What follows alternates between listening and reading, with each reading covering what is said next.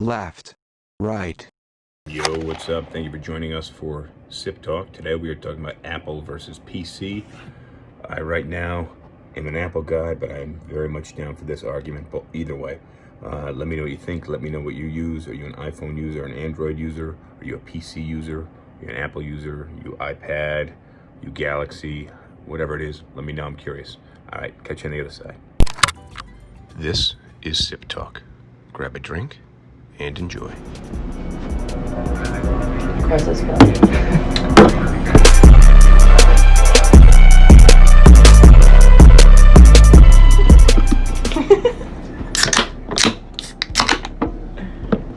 Cheers. Cheers.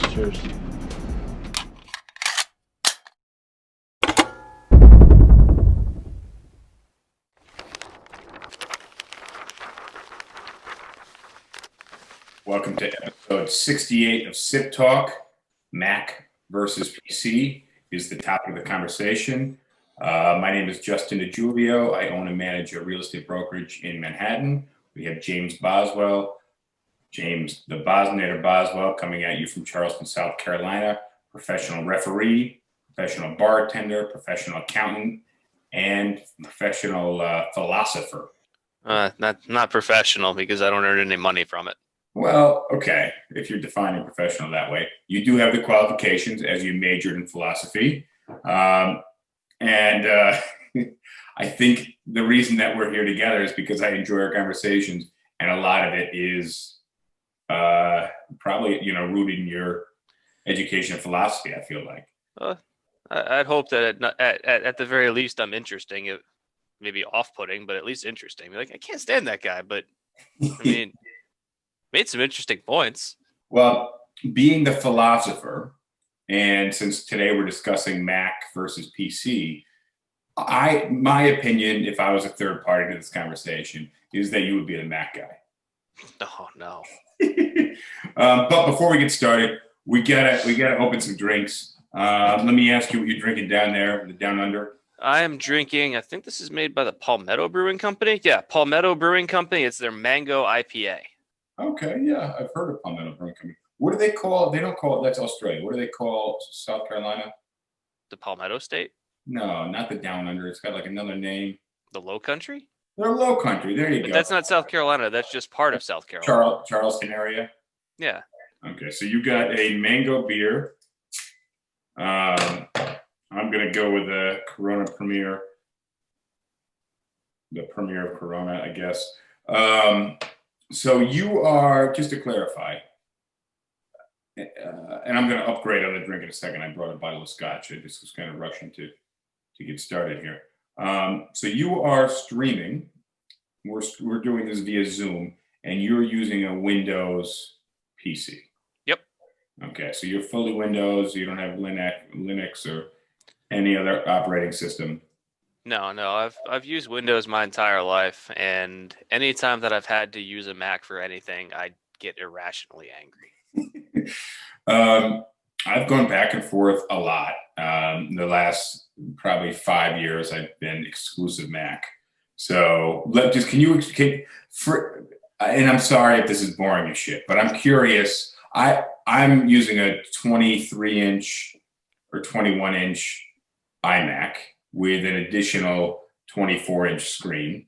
And it's a good setup for streaming, given we've moved this podcast setup around a lot, so it's always changing. So I just have a standard iMac. And anybody who knows iMac knows what an iMac looks like. And that's what this is. James, could you describe your hardware, as quickly? I'm sure there's a lot to it, so. I've got a pretty decent rig together. I've got AMD Ryzen 4 chip in there with I don't remember the CPU specs so much, but 32 gigabytes of RAM, like a couple terabytes of storage. Hang on, let me just pause you right there. I noticed that Tori just joined, and she harassed me a little bit on not coming home and getting relaxed, and I realized that I still have a tie on. I was kind of rushing them, so I'm just going to do a quick changearoo here. Take the tie off, but so right off the rip again. I'm sorry. Yeah, so I'm running like all AMD parts and I've got the Ryzen chip, Ryzen 5 3600X 6 core at 3.8 gigahertz, 32 gigs of RAM at DDR4 3200, whatever the clock speed is, and then a 5600 XT for the video card. And then for my monitors, I've got a 32-inch curved screen in front of me, and then yeah, it's great. All right. And then a 24-inch flat screen to the left of me, so I'm running dual monitors. I'm thinking about buying another 32-inch curved screen and running 3 monitors. But and now, what's the curvature of that? What's the? I'm guessing it's not heavily curved. It's probably across the 32 inches, maybe like 3/4 of an inch of curve. Okay, so to make a complete circle, you'd need a lot of them. Yeah, you'd probably need like 50 or 60 monitors to complete the curve. I don't have a good. Sorry. But curved monitors are wonderful. I so thoroughly like them. Really? Yeah. I'm all flat here. I'm a bit preoccupied with opening up this. I'm going to leave half the tag on here. I don't have a good kind of dress down game, so it is what it is. But I'm trying to get more comfortable and look cool. I'm doing it. I'm sure I'm going to hear about this in the office tomorrow. But I just changed from a tie and a French cuff shirt to a zip-up hoodie. This house is always. Yeah, I like hoodies. Yeah.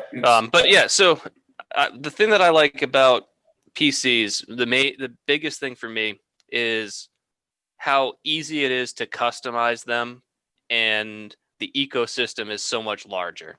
So if I want to do something with my PC, it's not hard for me to do. I just turn it off, take it apart, and replace something. And as long as I know that it's compatible with my motherboard, it's going to work. I don't have to worry about whether it's compatible with certain software or whatever, because it just is. In Windows, and if it isn't, then there's all sorts of tools that I can download drivers and install things to make them work. Like I'm running an Xbox 360 controller through my computer with no issues. Let's start light, and let's try. Why do you think there's such a big division between? I have an idea in my mind, but I'm curious what you're thinking. Why are some people vehemently against going to Mac or vehemently against going to PC? I can answer the and second if part you of the guys, question. if there's anyone who's watching who's a diehard Mac or a diehard PC person, let me know which one you are and why, or at the very least, just let me know what you're running. Are you a PC person? Are you a Mac person? Are you an iPhone person, an Android person, a Google phone person? Because I'm really curious of a quick sample of who's listening right now. My answer as to why Mac users are reluctant or downright obstinate in against going to PC, I think that the draw of Apple and Macs in general is all marketing. Okay. So interesting on that one. I got a little clip I want to play in. I wasn't sure if I was going to play it, but now that we're talking about marketing. Hello, I'm a Mac. And I'm a PC. I actually just finished a home movie. That's so funny. I just finished my own home movie. I did it on iMovie. It was really easy. Well, I got it to say. So the marketing, I'll say that Apple wins hands down on the marketing. And again, I want to make this argument on both sides, but I'm using a Mac. But I will say, when it comes to marketing, Mac and Apple have the marketing cornered a hell of a lot more. I think that they've done a much better job with the marketing, and it's been that way for years, and that has a cumulative effect.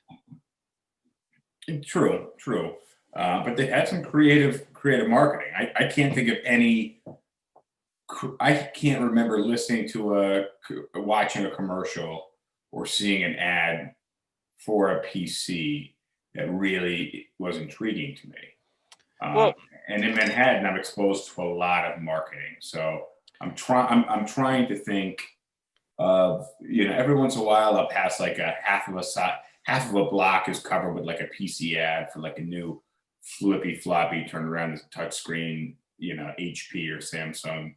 But that's not unique to that brand. It's so I think walk on by.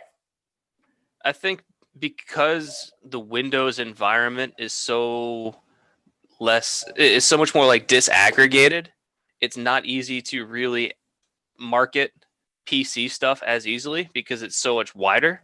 Mhm. And since it is designed to have such a broad appeal, you can't really just you can't do targeted marketing because, like, for example, my office, we are 100% Windows. We use all the Microsoft products, Outlook, Excel, Word, the whole suite.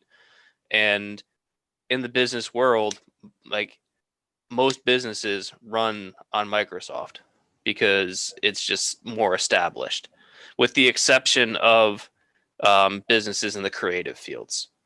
But for traditional businesses, most of them run on Microsoft products or Linux. And Linux is going to be more for like the computer science areas. Yeah. But for traditional business, of you're a law firm, you're an accounting firm, you're a retailer or whatever, you're going to be running Windows products.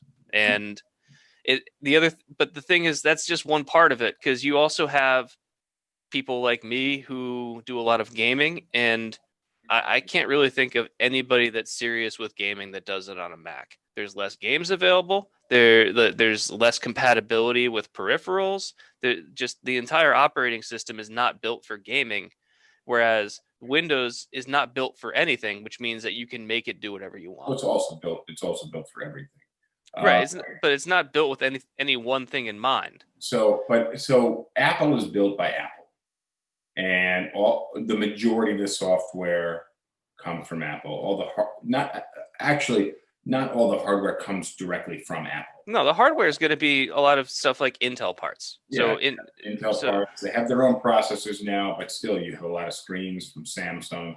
They don't have factories and build all of their own parts, but you buy one piece of hardware, and that is a monitor, and the computer is jam-packed into that monitor, and everything else is in there, and you have a wireless keyboard and mouse. I would say generally speaking, and they haven't made a big hardware change to design for the iMac, because we're talking about Apple, we're talking about two things. You have the iMac and you have the laptops.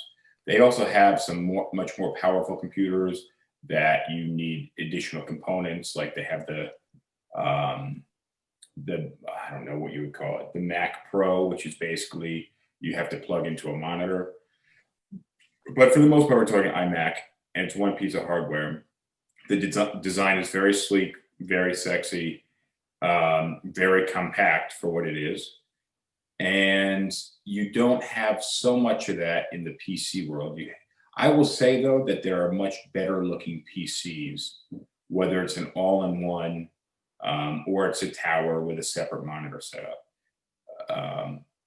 But you have to, I don't know any companies that make them as cheaply. Like I'm thinking Apple, when you compare raw hardware between an Apple and a PC, if you have basically the exact same hardware, the Apple costs like 30 to 50% more. Sure, I'm talking about aesthetic. I'm weighting aesthetics higher because I think people walk by an Apple store, they see a sleek computer, and everything's kind of all in one.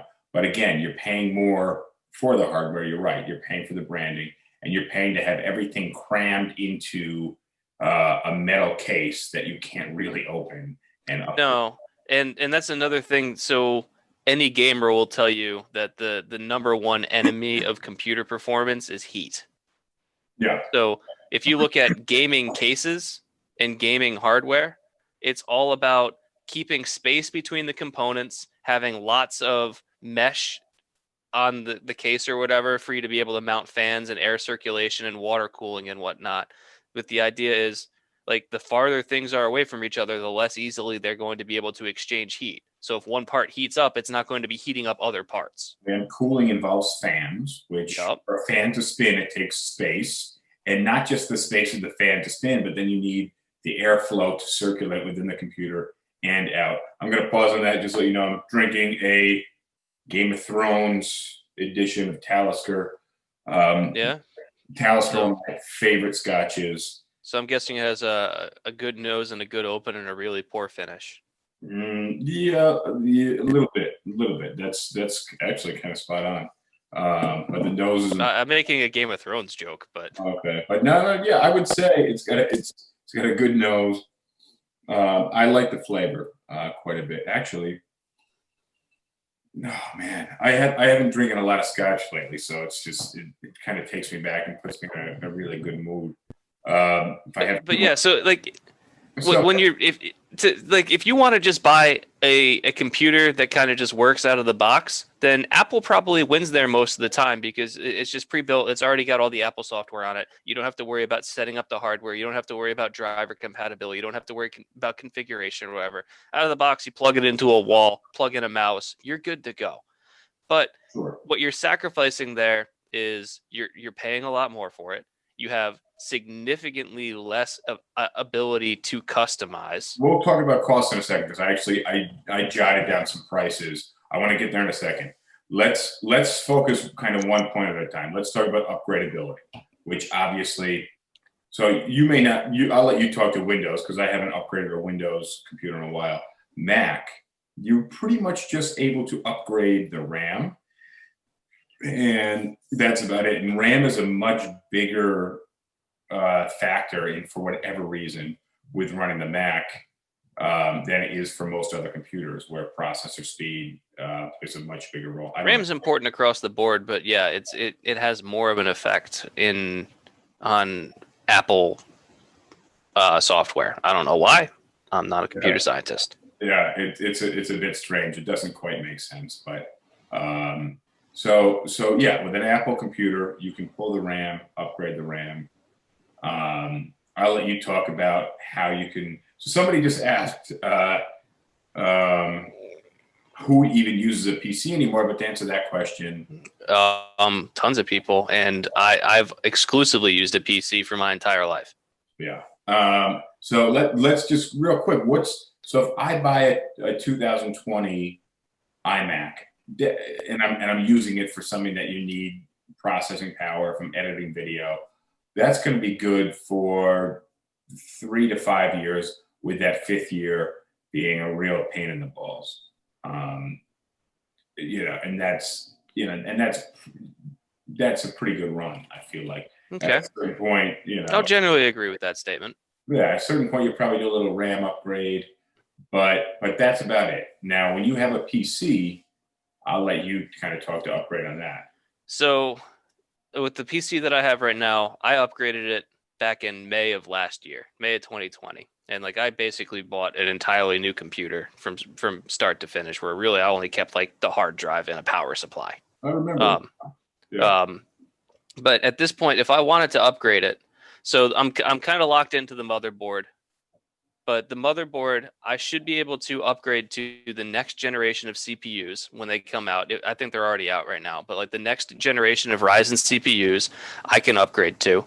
And it's as simple as turning off the computer, pulling the old CPU out, putting a little thermal paste on it, and plugging a new one in, and I've got a more powerful CPU. Just by like all I have to do it. I can just pull the old CPU out and put the new CPU in the gate. Okay. For a graphics card, if I want to upgrade the graphics card, same thing. Turn it off. Let's pause though and kind of discuss what not everybody knows what a graphics or video card does. Not everybody knows what a CPU is. So let's break this down. And again, you know more about the stuff than I do because you're building the computer. But I know some of it because I'm aware. But a lot of people just know the mouse, the keyboard, and the screen, and then the tower if there's a tower. They don't know what's going on inside of it. They don't know about upgrading. They don't know what RAM is versus processor, which I think is kind of a big one. So back it up with your first component, which was... So CPU, well, the motherboard. The motherboard's what holds everything together. And the motherboard's going to have a CPU socket. And so the motherboard is basically like the chassis of the car, basically. Mm-hmm. Yeah, pretty much. Or you could maybe say the engine of the car, because everything has to run through the engine. I consider the CPU to be the engine of the car. Yeah, I would. Yeah, Fair enough. So we'll call The motherboard's the chassis. Yeah, the motherboard. So you can think about like the motherboard's the chassis, and if you've got a car, your chassis can support an engine of this size. If you buy a different motherboard, it can support an engine of this size, but it can't support a smaller engine. So it's not like you can put a smaller engine in a bigger chassis. It's going to be a chassis is built with a specific engine size in mind, bigger or smaller. And that's so my motherboard is like can handle what I would say is like a medium sized engine, and so you can have different performance engines. So like you could buy a cheap CPU. You're still talking in cars, so CPU. I'm talking about CPUs and cars in the same. Okay. So like you can have just like in a car and like in a CPU, you can have the same sized engine that has more or less performance depending on how much money you spend.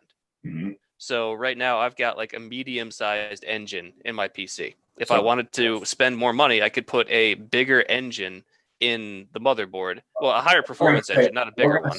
We're going to say your motherboard isn't upgradable. Your motherboard is kind of the base. Yeah.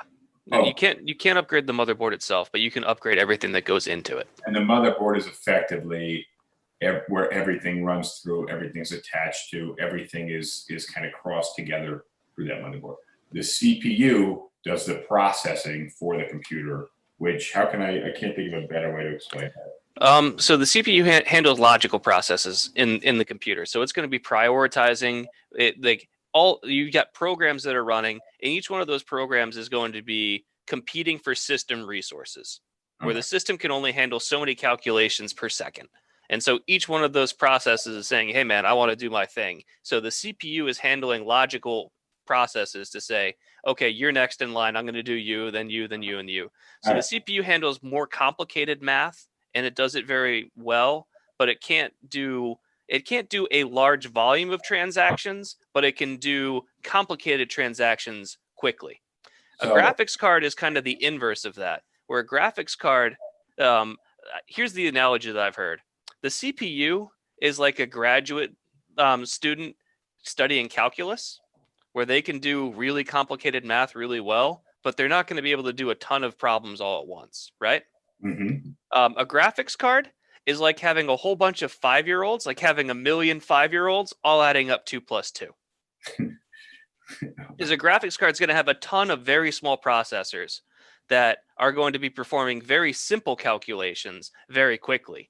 Because the graphics card needs to say, this pixel does this pixel does this. So the graphics card is translating the information that's coming out of the CPU into an image that appears on your screen. Now you have a gazillion pixels across your screen, and each one of those is turning red, green, so the graphics card is doing a very large volume of simple calculations, whereas the CPU is doing a very small volume of complicated calculations. Again, graphics card obviously is directing that information to the screen. And then what else do you have going on? Well, so RAM, the best way I can describe RAM is imagine you're in a garage and you have a workbench, right? I'm curious. I have a pretty good explanation of what RAM is and what it does, but I'm curious where you're going with this one. And so you're working on a project and you need a whole bunch of different tools to do this project. And you've got the project on the workbench, and then you have tools and other things that you need, the paint and everything else, right? So RAM is kind of like the size of your workbench. So the bigger your workbench, the more projects you can be having going at the same time, and the more tools you can have on the workbench. So that way you don't have to walk across the room and put a tool away and then go grab another tool to work on. You can have multiple tools all on the workbench. So you can say, all right, I'm going to use this one. All right, I'm going to use this one. So, okay. So fair enough. So I think of your hard drive, and we'll get there in a second, your hard drive as your long-term memory and your RAM as your short-term memory / resources. So, that's accurate. So the hard drive is how many photos and videos can you save to the computer, and your RAM is how many programs can you run at once.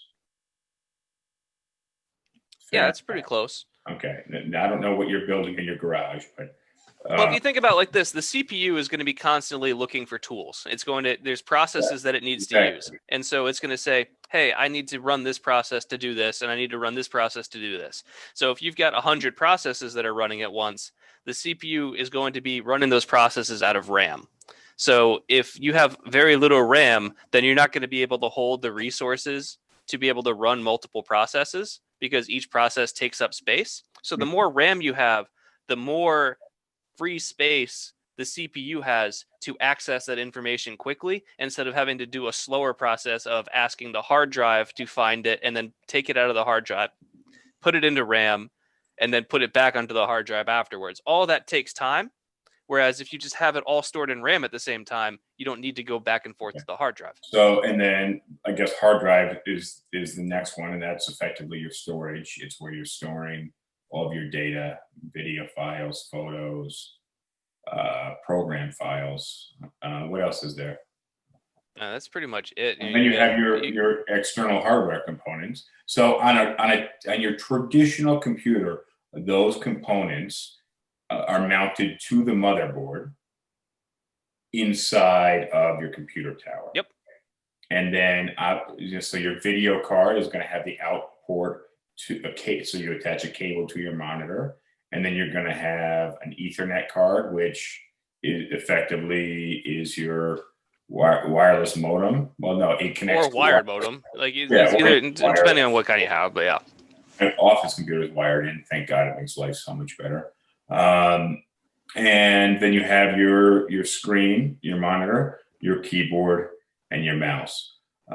So with a regular PC, you can open that computer tower up, and you can remove inside the different components. And for the most part, it's one screw, and you just tug on it a little bit. Pretty much. Yeah, super easy to do. Building your own computer is not. It's like Lego. It's basically like adult Lego. And the only reason that it's adult is because there's small parts like screws. And they're also really expensive if you break apart. Yeah, and you got to be able to pay for them.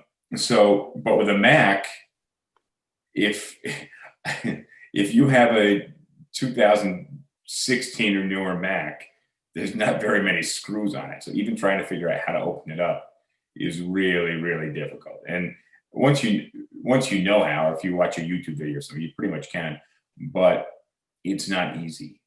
And it's almost like work. It's going from like a Ford or a Chevy, which for the most part, you can pop the hood and you can grab a wrench and work on the car, to looking at like a Porsche or a Ferrari, I'd say like a hybrid vehicle. Yeah, or a hybrid vehicle. Well, if I opened the hood of a hybrid vehicle, I wouldn't know what to do except to maybe put something under the hood. There's nothing in there.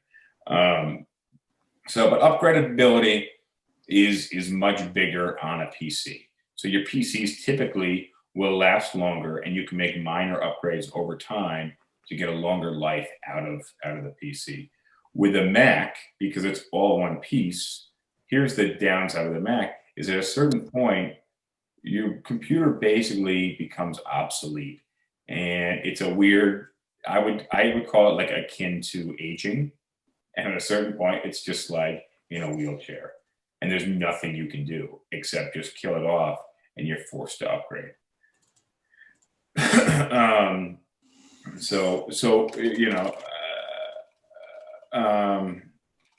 So I mean that's the downsides of both of those. I mean we didn't have much of a downside when it comes to the PC though. So the downside for the PC is that it requires a little bit more knowledge if you wanted to customize a PC. There's more kind of investment in knowledge. You need to know more about what you're doing. It takes a little bit longer to set up. You're going to sometimes run into configuration issues where something doesn't work the way you want it to, and you have to figure out how to fix it. So it's more finicky at times. It's not as user friendly, and it's not really designed to be. So you're making a trade-off of, do I want flexibility or ease of use? Yeah.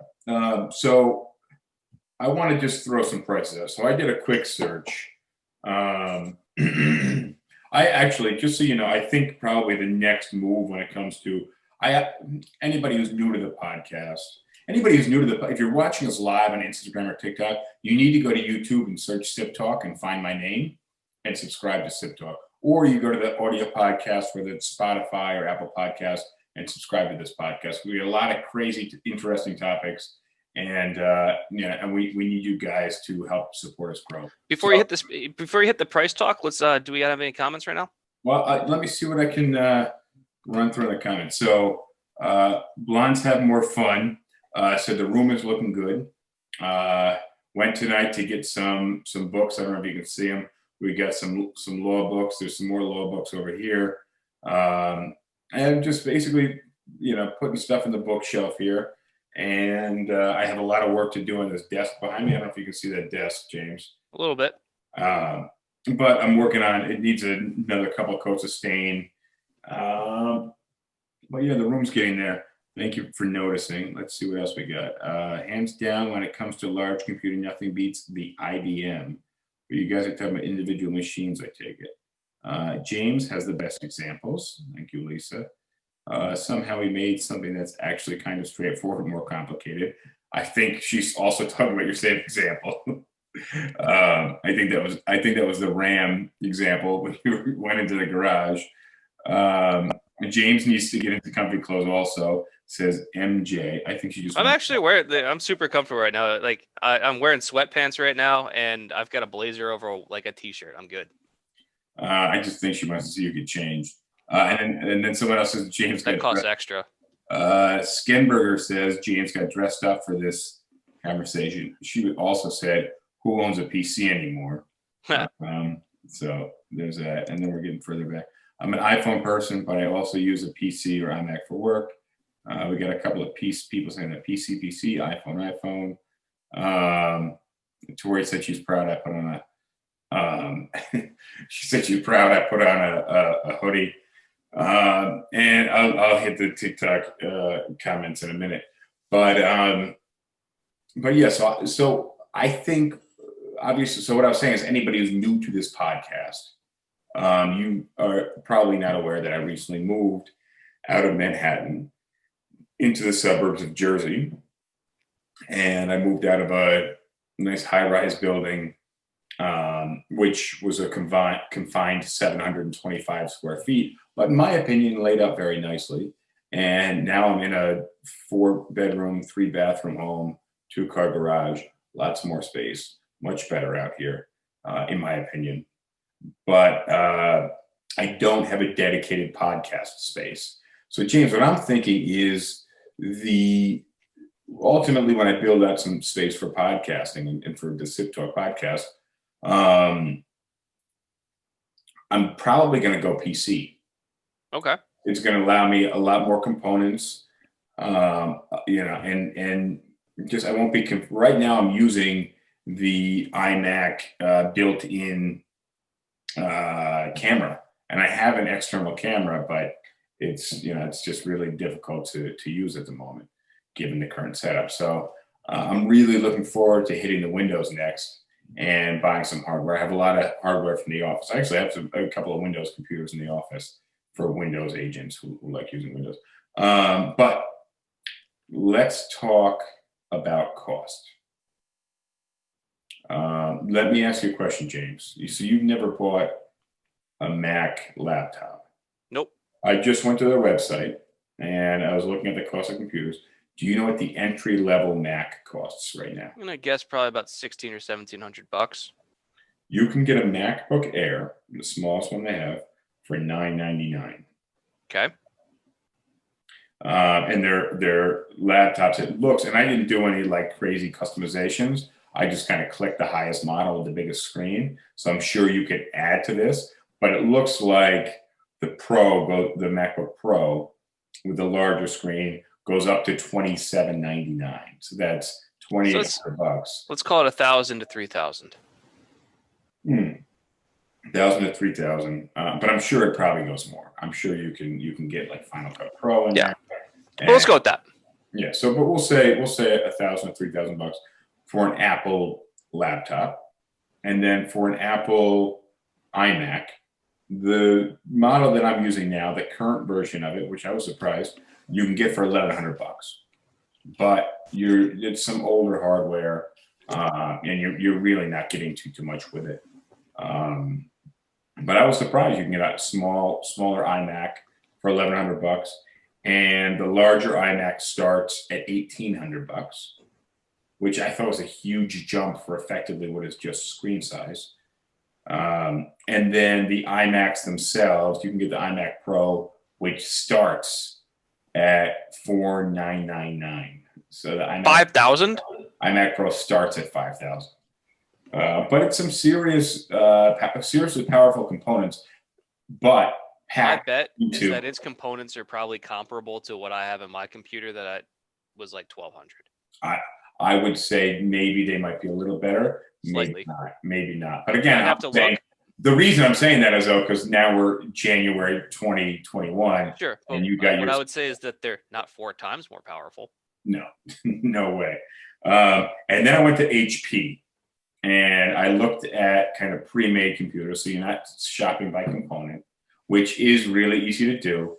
But so I looked at an HP laptop, the cheapest. I just clicked on laptops. I clicked HP.com shop laptops. $371 was their entry level. So you're talking $630 less than the cheapest MacBook. And it looked like their laptops ranged up to about $1,500. So You can go so there's some gaming laptops for sure that you can spend like 2,500 to 3,000. But I'm going to say right now that like the specs on a gaming laptop for Windows is going to blow the comparably priced Apple out of the water in terms of just pure computing. Yeah, I would probably think so too. And then for the desktops, I found an all-in-one desktop for $399.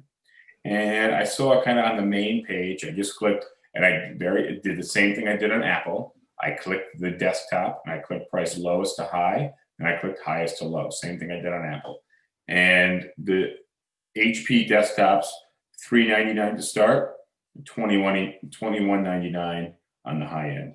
The iMac, $1,100 to start, 5,000 plus on the high end. So here's something. This is on the ultra high end.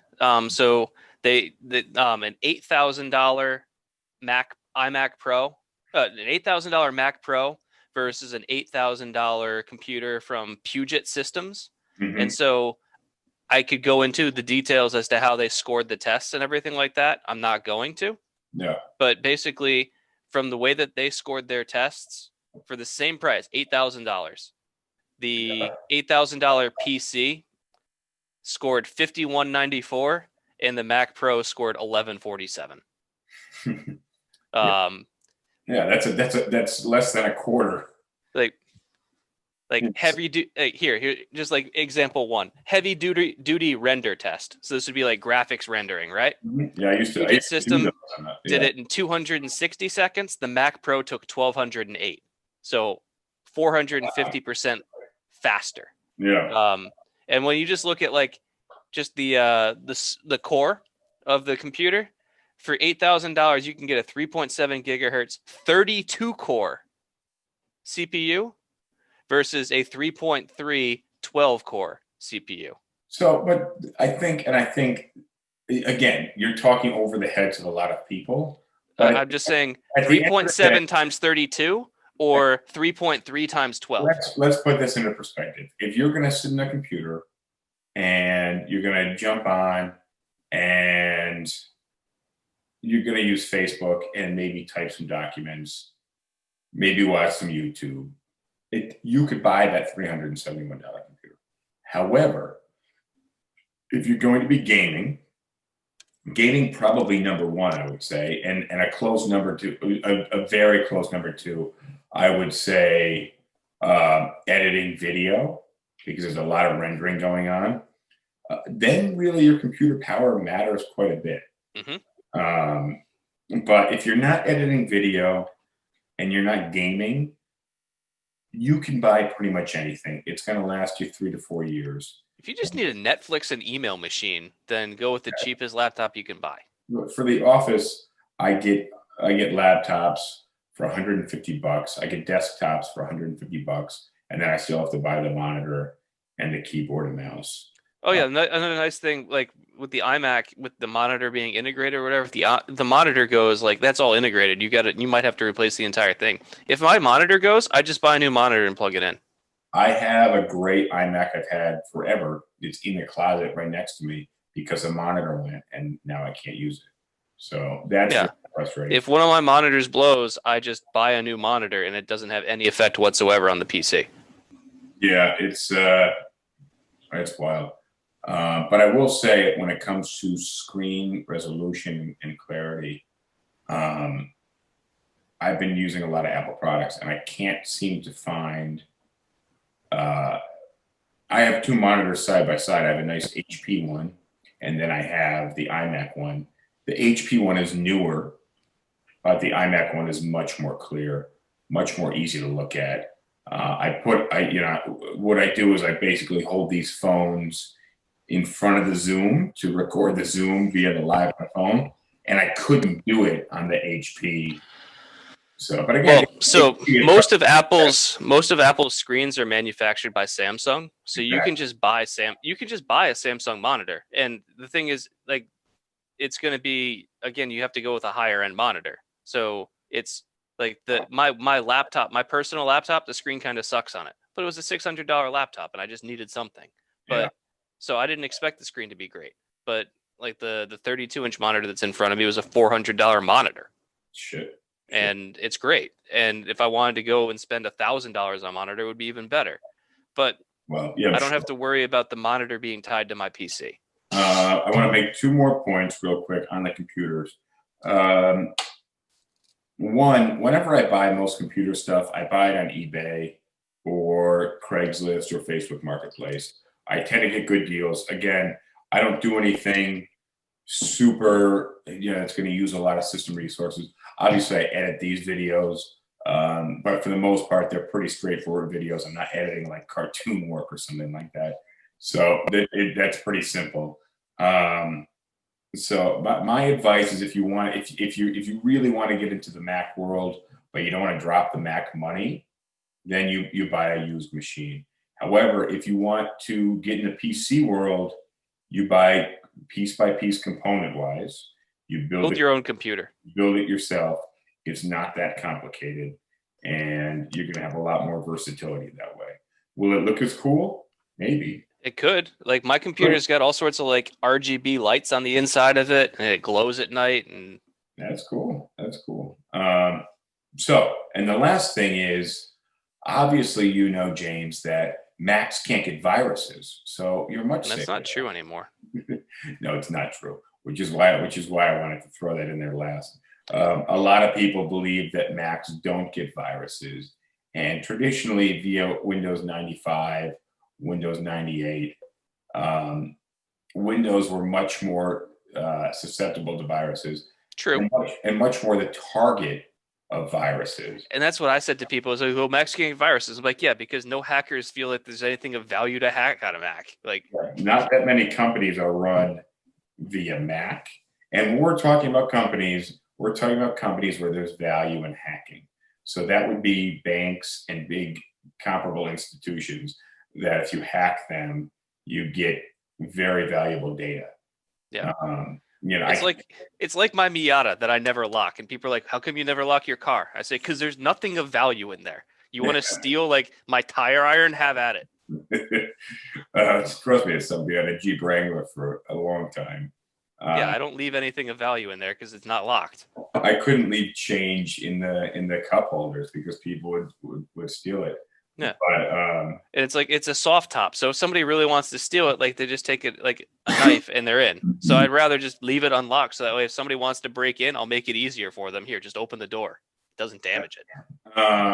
Yeah. So I think I don't have much more to add on the computer front. Software side. Oh man, really? You still want to talk about computers? You're the one who introduced this topic, so like. Shit, I just was hoping to enjoy the rest of my beer here. This is SipTalk, and I got one more beer to go. All right, so okay, let's talk about software, because I am using Zoom, which is not a native software to Mac. I'm using Chrome, and that's about it right now. Neither native to the Mac. What softwares are you currently running, if you don't mind me asking? And then let's delve a little deeper when it comes to software. Zoom, Chrome, my graphics card drivers, Steam, Microsoft Teams. What is Steam? Steam is a video game distribution platform. Okay, so that's currently running on your computer?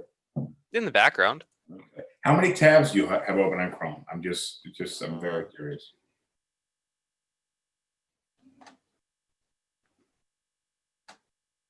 I got about 18 open right now. I lost count, probably about 25 to 30. Yeah. And I actually, when I rushed so fast to get us live, I didn't take the time to close things out. But I've been like really anxious, like, oh shit, like something's gonna crash. I at some point kind of like move my mouse across. I don't think you can see it here, but anybody's watching. Yeah, and I'm only at 47% memory utilization. Oh god, yeah, I don't know where I am on that, but it's probably not good. So you're using a lot more than I am, and you got way more memory. And I've still got 52% available on my computer, and that's like with a whole bunch of crap running that probably doesn't need to be. Like I could pare it down if I wanted to, I just don't need to. Yeah, there's no reason to yet. So let's talk a little more about software. So in my view, within the operating system, the iOS stuff is going to be generally easier to use and configure, but it's going to be narrower. You're going to have less options available in terms of how you do things. Whereas with Windows, if there's something that you want your Windows computer to be able to do, even if it's not something that Windows itself can do, I can practically guarantee you that with 10 or 15 minutes of searching, you can find a program that does it. Yeah, probably very true. The biggest reason why I've been on Mac for so long, mostly driven by my real estate career, because if you remember when we moved to South Carolina together in 2008, I brought a Mac laptop with me. It's a Mac PowerBook G4. It looked cool as shit because it was just all metal, aluminum case on the computer. But I changed that out for an HP desktop touchscreen. I really like the touchscreen. I get super jealous when I have agents that bring their touchscreen computers in. I hate touchscreens, dude. I really like being able to just run a regular computer, but it is nice, in my opinion, to be able to you kind of transition, or sometimes I'll be showing somebody on the computer and I'm pointing to their monitor while they're using their selection device, the mouse. And it's nice to be able to touch and click on the thing. But people touching monitors gives me anxiety. Yeah, rightfully so. I have fingerprints on computers. Terrible mixture. So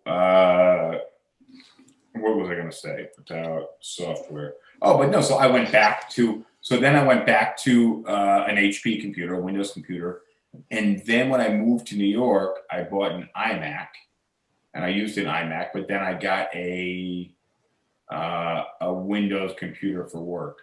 So I've been back and forth quite a bit. Now I'm running Macs. Now, the biggest thing I like about Mac is I like having an iPhone. And I used to change my phone every year, and I'd go for the newest, latest, and greatest thing.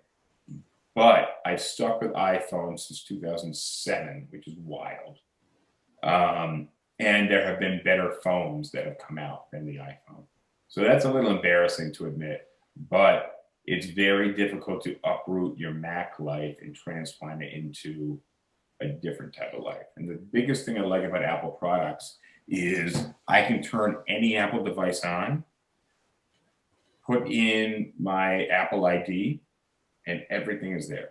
I don't have to do anything else. I just hit continue, type in my password, and all my contacts are there. All my photos, 65,000 photos, every file is there. Just like my desktop and my computer.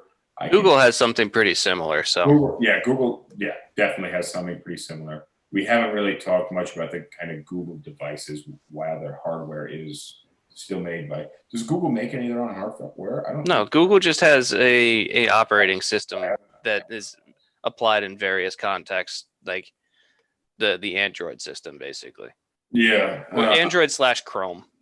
But it is Chrome, because we have a lot of Chromebooks and Chrome desktop computers in my office where nothing is saved locally on the device, but it's all saved in the cloud. That's nice, but you have to have a fast internet connection, and it can't have its downsides. It's impossible to edit video that's stored in the cloud and not locally, because the video is constantly rendering and updating. And if I want to edit the first 2 minutes of something and then skip 40 minutes in, it has to download the entire clip. And you need to have enough RAM for it to store it locally if you're using a Chromebook, because that's basically where everything is stored. What else? Are we missing anything? Are we missing anything on? So the Apple ecosystem is what bothers me the most, where if you kind of fully buy into what Apple's doing, things will be good. But as soon as you want to deviate and do your own thing, you're going to run into problems. And the story that I always tell everybody is, when I was a freshman in college, everybody in my dorm was like iTunes came out available for PC, and everybody in my dorm was talking about how great it was. And I was like, what is this? I was using Winamp, and I had a library of MP3s that were just saved in one big folder. And the format was super simple. It was just artist and then song name. And it was easy to sort by alphabet. I could find any song I want in 3 seconds. But you still use Winamp, don't you? No, I don't anymore. No, but I kind of want to go back. But I listen to most of my music streaming now, so there's no real need for me to use Winamp. But whatever the case is, I was playing MP3s from Winamp for my music. And so somebody in the dorm convinced me that I should install iTunes, because like it would organize my library and I could look at like share my library with other people. So I was like, all right, fine, I'll try this. So I installed iTunes, and it tried to find all the MP3s in my system. So not only did it find the MP3s in my music folder, but it also found like MP3s in like my video games folders. Like if a video game had an MP3 that it played for its music or whatever, iTunes found that. So it took all of them, it pulled them into its own folder, organized it the way it wanted to, renamed stuff, created new folders, and like sourced from the metadata of the MP3s, which may or may not have been correct because they were all illegally downloaded. So now the system that I had that was perfectly organized, Apple just went in and said, don't worry about that, I got this. And I can imagine at the time you listening to like some Weezer in my garage, and you just listen to this Weezer song, and he's twanging on his guitar, and then you just hear like Duke Nukem go, "Oh yeah, baby." But so after iTunes did that, I was like, I don't even know how to undo this. I ended up the iTunes program installed on my hard drive created so many problems that it was easier for me to wipe the entire hard drive and start completely fresh than to try and sort out what iTunes had done. And I was so frustrated with it, I said, I'm never letting any Apple software touch my computer again. Okay. Yeah. No. It was like installing a virus. That's basically exactly what it was. What I want to say, because we digress a little bit, not too much, not as much as I wanted to. But I said we oddly stayed focused tonight. Not as much. Yeah, James is very focused on this. If you guys are watching, I appreciate you being here. Make sure you go to my Instagram profile, especially those of you guys who are on TikTok. Make sure you go to my Instagram profile. I put in the profile right now, the link is to Acorns. I just stumbled across like $2,200 today through Acorns. Acorns is a great system where basically if you go and you buy a cup of coffee and it's $2.76, it takes 24 cents, it rounds it up, and it invests it in an Acorns account, which is actually an investment account. It's not just a savings account. So your money makes money and you don't notice the money going. I just looked at my bank account today as well and noticed all these roundups through Acorns. And I mean, you really don't notice it. It's 15 cents here. It's 92 cents here, 40 cents here. It's a couple of bucks. It's the change that I don't know anybody who saves the change and rolls it anymore. I just kind of throw mine in the cup in my office. and ultimately roll it after a while. But I feel like there's not a lot of people that roll change like I do. Every few years, I just, I roll it all up. It's the same idea, except it takes from your credit cards, and it's brilliant. If you save change at home, this saves change electronically through your cards, and it does so religiously, to the point where James, I think one of the earlier episodes, once you joined the podcast, I was talking about Acorns and how I just randomly found some money. I cashed it all out. Okay. And I just checked in today, and there's another $2,200 or so. That's literally just from change. And I think I have like weekly investments of $5 on there. So that's pretty cool. The stock market has been doing all right lately. So Yeah. my change has actually grown big time. So hit my Instagram, check out the link on my Instagram page, and check out that Acorns link. It's definitely, if you're not using it, trust me, sign up for it. It's 110% worth it. What else is going on? Blondes had more fun asking about Bitcoin. Did you hear about that? James, did you hear about the Bitcoin guy? Actually, I know what she's talking about. The guy that's got $250 million. He's got 220 something million in Bitcoin right now. Yeah, I'd cash out. And no. He forgot his password. Yeah, that's the danger with Bitcoin. He's got 10 tries, and he's used 8 of them. So he's got 2 more tries. I think he's a pretty smart guy. He's like a data scientist or something. I don't know. Yeah, that's the problem with Bitcoin is if you've got private wallets or whatever and you lose the key. Well, I mean, they say the private wallet's the way to go, but yes, exactly. You're the what would you call the trading platforms for Bitcoin? Coinbase is the biggest one. What's that? Coinbase. Coinbase. Yeah, I have a Coinbase account. I got locked out of the Coinbase account, but they luckily let me back in. So I don't know how this guy's locked out. I don't know what he's using. Because he's using a private wallet. He's using a private wallet. Coinbase is a private wallet. No, Coinbase is not a private wallet. It's not, because I have a Bitcoin key. Right, but you've got a key stored through Coinbase. Coinbase holds the key, holds your wallet, and then you can just view the wallet. A private wallet would be like you have this stored locally on your computer. Okay. That's a private wallet. I do have a wallet device. Think about it like this: it's like having a safe deposit box at the bank where you can walk in and say, "Hey, let me open up my box," versus having a padlock safe in your place where you've got to remember that combination. I was going to say the difference was you have let me revise this. A padlock safe in your own house versus a bank account in a bank. Similar.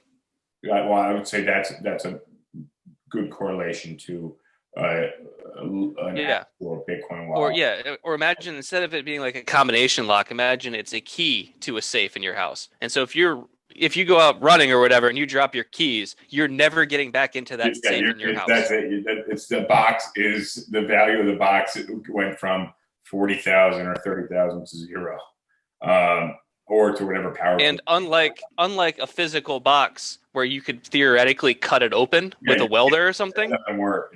Yeah, with the Bitcoin, if you don't have the key to your wallet anymore, it's just gone. Yeah. So the guy stands to lose $220+ million, which I feel like there's got to be some more people getting behind him, and it's got to be getting the coverage enough so that it's drawing the attention of whoever holds this platform. But there's nothing that can be done because if it's a private wallet, then I don't know. It's a private wallet. I don't know. I'm willing to bet that it's a private wallet. Coinbase is a big one. I use Kraken as well, and I use Binance. And so I dropped like 5 or 6 rand in Bitcoin and Ethereum and Litecoin in 2016 or so. Yeah. And it abruptly went down to about $2,000 worth of money. So that Please tell me you didn't sell. No. So I still have it. Its ranges anywhere from I did trade it. I should have kept some of the Ethereum and some of the Bitcoin. I had mostly in Litecoin because I could collect the most coins at that point. But then I transferred it when everything was low. I don't know.